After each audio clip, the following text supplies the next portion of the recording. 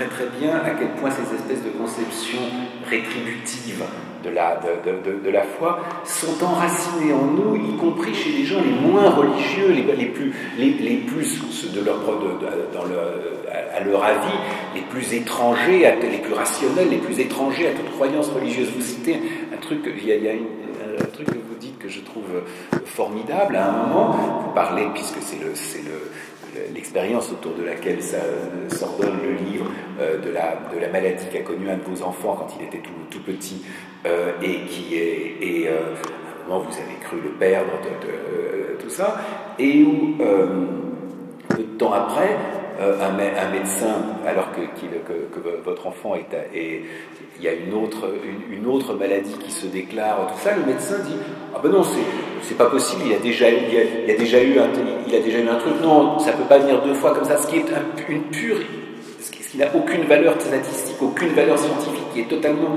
irrationnel, relève purement d'une pensée magique et religieuse, au sens, voilà, il y a des quotas, il y a des quotas, il y a des rétributions, il y a des choses comme ça. C'est comme quelqu'un qui, vous dites aussi très bien, quand on dit, ah oui, de la maladie d'un enfant, c'est injuste. Vous dites, ben non, c'est pas injuste, c'est qu'il n'y a pas de justice. Pour que ça soit injuste, il faudrait qu'il y ait des cas où la maladie d'un enfant soit juste. Donc, non.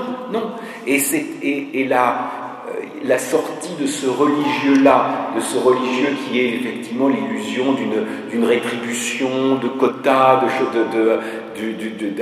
d'un Dieu administrateur qui distribuerait telle récompense, tel châtiment, tout ça.